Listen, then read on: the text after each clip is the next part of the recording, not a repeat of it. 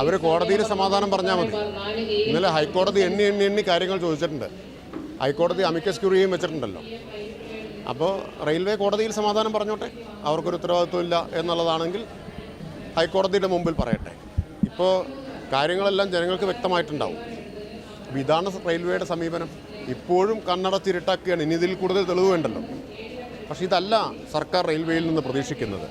ഉത്തരവാദിത്വം നിർവഹിക്കുന്ന ഒരു സമീപനമാണ് സർക്കാർ പ്രതീക്ഷിക്കുന്നത്. ഇത്രയൊക്കെയായിട്ടും ഈ ദുരന്തം പോലും കണ്ണു തുറപ്പിച്ചിട്ടില്ല എന്ന് വരുന്നത് ഖേദകരമാണ്. ആ സമീപനം തിരുത്തണമെന്നാണ് അഭ്യർത്ഥിക്കാനുള്ളത്. അതിന് കേന്ദ്ര റെയിൽവേ മന്ത്രി ഇടപെടണം.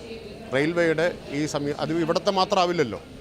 അതുകൊണ്ട് കേന്ദ്ര റെയിൽവേ മന്ത്രി ഇക്കാര്യത്തിൽ ഇടപെടുകയും ഈ സമീപനം സ്വീകരിക്കുന്ന ഉദ്യോഗസ്ഥരെ താക്കീത് ചെയ്യാനും ആവശ്യമെങ്കിൽ നടപടിയെടുക്കാനും അദ്ദേഹം തയ്യാറാവുകയാണ് വേണ്ടത്. തീർച്ചയായിട്ടും സംസ്ഥാന സർക്കാർ റെയിൽവേയുടെ ഭാഗത്തു നിന്നുള്ള വീഴ്ചകൾ കേന്ദ്ര സർക്കാരിൻ്റെ റെയിൽവേ മന്ത്രിയുടെയും ശ്രദ്ധയെ കൊണ്ടുവരും. ഒരാശയക്കുഴപ്പമില്ല. അത്തരം കാര്യങ്ങളിൽ റെയിൽവേയുടെ ഇതാണ് പ്രാഥമികമായ ഉത്തരവാദിത്വം. അവർ അത് ചെയ്യേണ്ടതാണ്. സംസ്ഥാന സർക്കാർ അക്കാര്യത്തിൽ എന്ത് ചെയ്യുമെന്നുള്ളത് സാധാരണ ഒരു നടപടിക്രമമുണ്ട്. ആ നടപടിക്രമം അനുസരിച്ചാണ്. ബഹുമാനപ്പെട്ട മുഖ്യമന്ത്രി തന്നെ ആ പ്രശ്നത്തിൽ യോഗം വിളിച്ചത് ഗവൺമെൻറ് എത്ര ഗൗരവത്തോടെ അത് കാണുന്നു എന്നതിൻ്റെ ഉദാഹരണമാണ്. അപ്പോൾ അതിൻ്റെ അടിസ്ഥാനത്തിൽ തുടർ നടപടികളുമായിട്ട് മുന്നോട്ട് പോകും.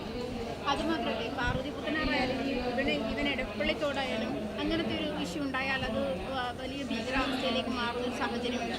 അപ്പോൾ സംസ്ഥാനത്തൊട്ടകത്ത് ഇങ്ങനെ എന്തെങ്കിലും ഒരു മാലിന്യ നിർമ്മാർജ്ജനത്തിലുള്ള മാസ്റ്റർ അങ്ങനത്തെ എന്തെങ്കിലും അല്ല, ഇപ്പോൾ മാലിന്യ നിർമ്മാർജ്ജനത്തിൻ്റെ ഒരു കർമ്മ പദ്ധതി സംസ്ഥാനത്താകെ നടപ്പാക്കിക്കൊണ്ടിരിക്കുകയാണ്.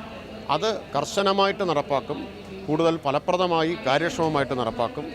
നടപടികൾ കർക്കശമാക്കും. ഒരു തരത്തിലുള്ള വീഴ്ചയും ഇനി അനുവദിക്കുകയില്ല.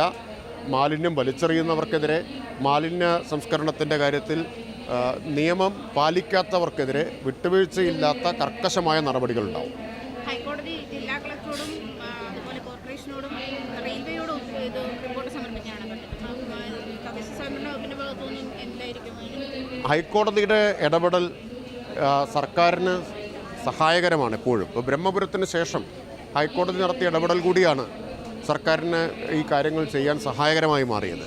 അപ്പം അതുകൊണ്ട് അതിവിടെയും ഹൈക്കോടതി ഇടപെടലിനെ ഈ പ്രവർത്തനങ്ങളെ മുന്നോട്ട് കൊണ്ടുപോകാൻ വേണ്ടിയിട്ട് സർക്കാർ ഉപയോഗിക്കും. കോടതിയുടെ കാര്യത്തിൽ നന്ദിയുണ്ട്. സ്കോർസ് ഇപ്പോൾ ഈക്വലാണ് 32-32. Can she do it? 1057 divided by 11 plus 2 plus 4 minus 57 by the 4.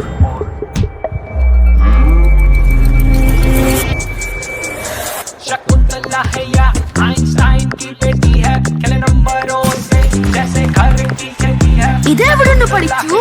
SIP Abacus maths മാത്രമല്ല അതിലുമധികം. SIP Abacus maths plus concentration plus better learning.